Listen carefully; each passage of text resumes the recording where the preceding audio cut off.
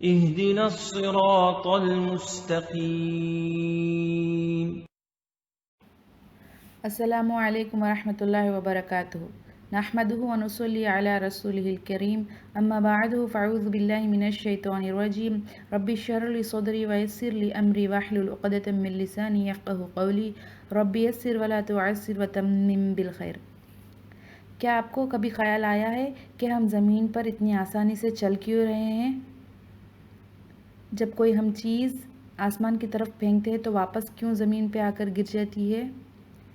جبکہ چاند پہ کوئی انسان جاتا ہے تو وہ ہوے میں اڑنے لگتا ہے. تو یہ صفت زمین کے لیے کیا ہے، سائنس اس کے بارے میں کیا کہتی ہے اور قرآن میں اس کے بارے میں کیا لکھا ہے، آج ہم اس ویڈیو میں دیکھیں گے. تو جیسے کہ ہم بچپن سے پڑھتے آ رہے ہیں، وہ صفت ہے گریوٹی. سائنس اس کو گریوٹی کہتی ہے. تو اس کا آغاز سن 1667 یعنی کہ 1667 میں سر آئیزیک نیوٹن نے اس زمین کی اس صفت کو لوگوں کے سامنے لایا ہے.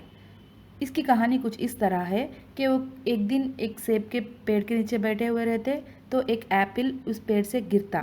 تو انہیں خیال آتا کہ یہ ایپل سیدھی طرح سے زمین پہ سیدھا ہی کیوں گرا، سائڈ میں کیوں نہیں گرا یا پھر آسمان کی طرف کیوں نہیں گیا.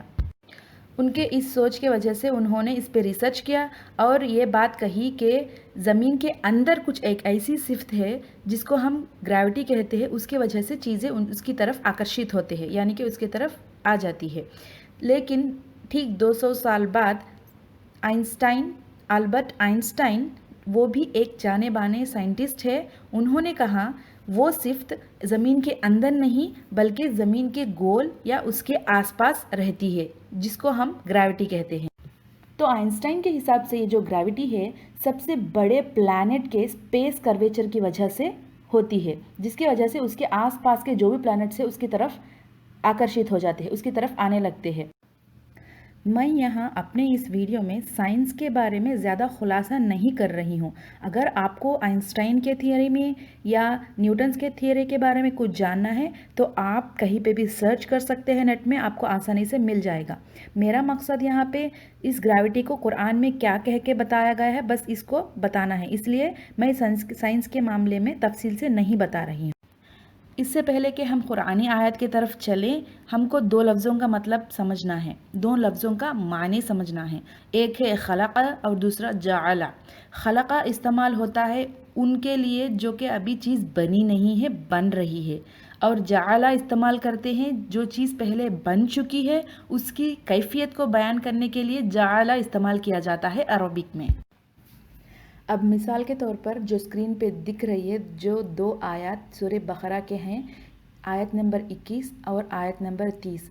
آیت نمبر 21 میں اللہ تعالیٰ نے خلق کا استعمال کیا ہے جو کہ پیدا کیا کا معنی دیتا ہے، جبکہ سورہ بقرہ کے آیت نمبر 30 میں اللہ تعالیٰ نے جاعل لفظ کا استعمال کیا گیا ہے کہ زمین میں اپنا نائب بنانے والا ہوں.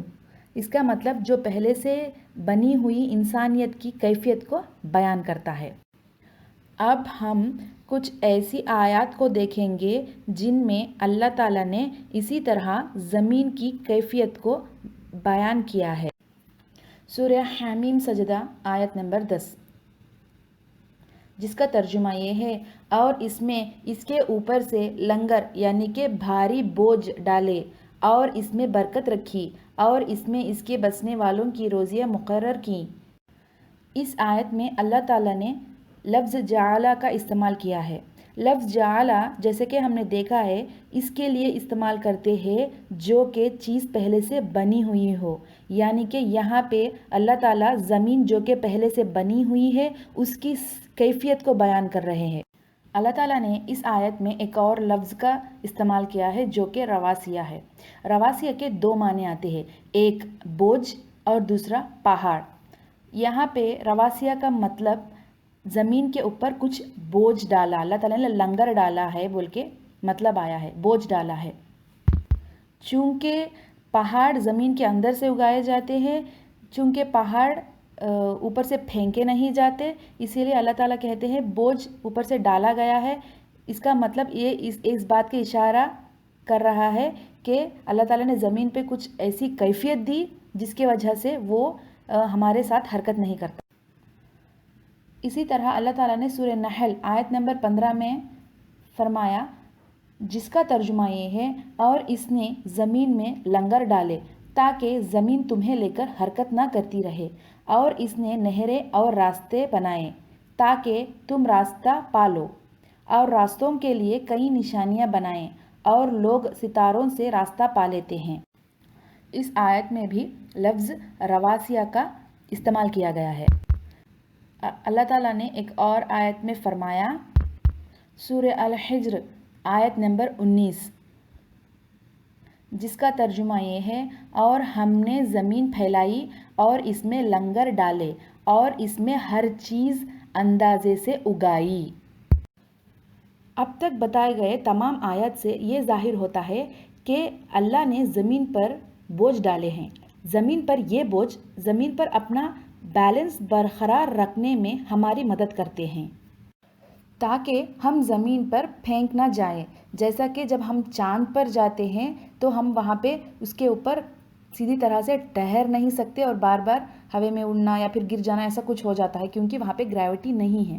تو اللہ تعالیٰ سے دیا گیا یہ زمین کا اوپر کا بوجھ ہمارے لیے جو بھی ویجیٹیشن یعنی کہ پلانٹنگ یا کوئی بھی ہم کرتے ہیں، فصل اگاتے ہیں، ان کے اندر بیلنس بڑھاتا ہے۔